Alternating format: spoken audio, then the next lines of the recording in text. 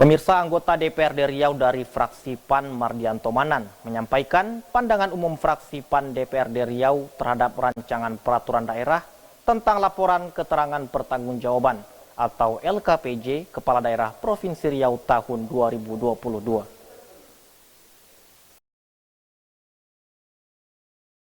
Sebelumnya, anggota DPRD Riau fraksi PAN Mardianto Manan mengaku cukup kecewa penyampaian pandangan umum fraksi terhadap laporan keterangan pertanggungjawaban LKPJ Kepala Daerah tahun 2022 hanya diserahkan dan tidak dibacakan karena banyak catatan penting yang mesti dibenahi oleh Pemprov Riau. Seorang kepala daerah, kalau sini kan dari gubernur, jadi laporan pertanggungjawaban dari eksekutif terhadap kita di sini. Lalu kita menanggapi atas nama DPRD menanggapi. Jadi menanggapi laporan pertanggungjawaban dari seorang gubernur kalau kita di provinsi, tentu harusnya akan lebih elok itu dibacakan. Kalau dibacakan kan ada banyak indera yang mendengar, banyak saksi yang menyaksikan, gitu ya. Jadi indera yang bacakan maksud saya gini, kita bacakan ada yang mendengar, lalu mata juga menengok laporan itu. Sehingga nanti kalau misalnya saya dari fraksi PAN ini mengusulkan perbaikan LKPJ Gubernur 2022 agar 2023 tidak terjadi lagi. Saya sampaikan misalnya 10 poin. Tentu harusnya dijawab oleh Gubernur 10 poin pula nanti.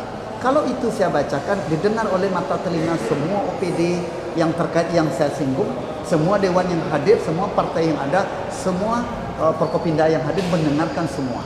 Kalau saya sampaikan tadi pertanyaan 10, besok harusnya gubernur juga menjawab 10 juga. Kalau dia menjawab 8, orang akan protes. Gubernur ada apa? Fraksi PAN atas nama yang bicarakan Mardianto Manan kemarin mengajukan 10. Dia kok jawab 8? Jangan-jangan yang duanya begana begini, begana macam-macam lagi. Itu saya ingin prinsipnya filosofi dibacakan. Jadi yang namanya menyampaikan tanggapan LKPJ, bagi saya menyampaikan itu bukan menyerahkan, tapi membacakan. Maka saya minta tadi atas nama fraksi, karena saya diutus oleh ketua fraksi, saya sebagai sekretaris fraksi PAN untuk dibacakan. Tapi yang nama demokrasi, saya kalah di sistem dengan suara tadi. Saya sampaikan niat saya, lalu yang lain bersepakat untuk menyampaikan menyerahkan, saya mengalah dong, karena begitu prinsip musyawarah. Terkait LKPJ Kepala Daerah Provinsi Riau tahun 2022, Mardianto Manan memberikan catatan. Dari bidang pembangunan infrastruktur, fraksi PAN menilai kinerja yang sangat buruk dan mengecewakan dari pemerintah Provinsi Riau. Ini dinilai dari beberapa program dan kegiatan strategis, seperti pembangunan jalan tidak terlaksana dengan baik. Bahkan ada kegiatan yang menelan banyak anggaran menyisakan permasalahan, di mana pengerjaannya yang tidak sesuai target dan sempat pula beberapa kali diadendum. Namun fraksi PAN juga mengapresiasi dari kondisi makro pembangunan Pemprov Riau.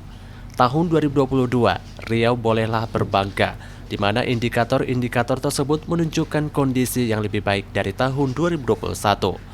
Kondisi yang lebih baik itu misalnya Indeks Pembangunan Manusia atau IPM mengalami peningkatan dari 72,94 pada tahun 2021 menjadi 73,52 pada tahun 2022 atau meningkat 0,79%. Kita jangan usah takut sebenarnya apa yang disampaikan oleh desa.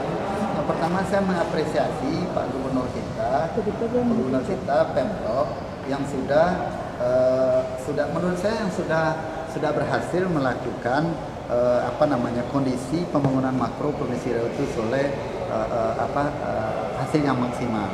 IPM meningkat, angka kemiskinan juga berkurang. Dan nilai-nilainya di dalam catatan itu. Kalau saya baca tadi harusnya ini lebih enak mendengarnya. Kemudian juga indeks rasio juga cenderung membaik.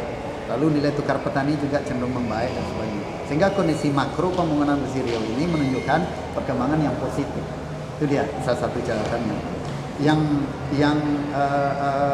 agak negatifnya tadi cuman ada pendapatan berkurang, tapi persentase hanya sekitar 1-2% cuma berkurang dari pendapatan dari target yang kita rencanakan.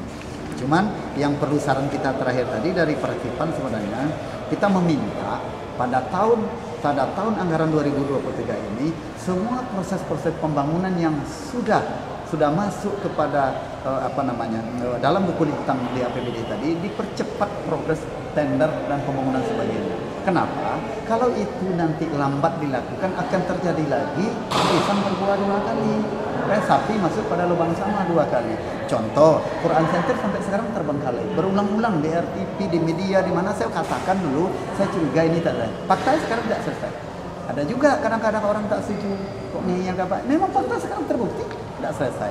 Contohnya, yang payung kita hebohkan.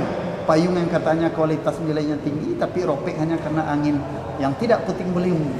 Lalu koyak gitu, nanti lalu disambung-sambung. Itu kan berdampak 3 kali kontrak. Kontrak pertama akhir Desember 2022, karena APBD 2022 tuh diperpanjang sampai Februari, perpanjang lagi sampai Maret. Dan begitu juga proses pembangunan jembatan, pendamaran, semua itu banyak yang tak bisa saya sebut satu persatu. Berkaca kepada itu, ke depan kita menyarankan atas nama Praksipan supaya dipercepat tendernya. Dulu kemarin pernah Sekda ngomong kepada kita bahwa kita akan melakukan proses tender cepat. Nah, sampai sekarang bagaimana kabarnya? Sekarang sudah bulan 4, sebentar lagi nanti 5, 6 dan sebagainya. Makanya itu saran-saran yang kita apakan kepada pemerintah supaya lebih hati-hati, lebih dipercepat lagi untuk melakukan proses pembangunan dari awal sehingga nanti akhirnya juga lebih baik. Angka kemiskinan pada tahun 2022 juga lebih rendah dari tahun 2021, yaitu 6,84% dari semula 7,00%. Pihaknya berharap masyarakat Riau bisa semakin sejahtera pada tahun 2023. Tim Liputan Ria Televisi melaporkan.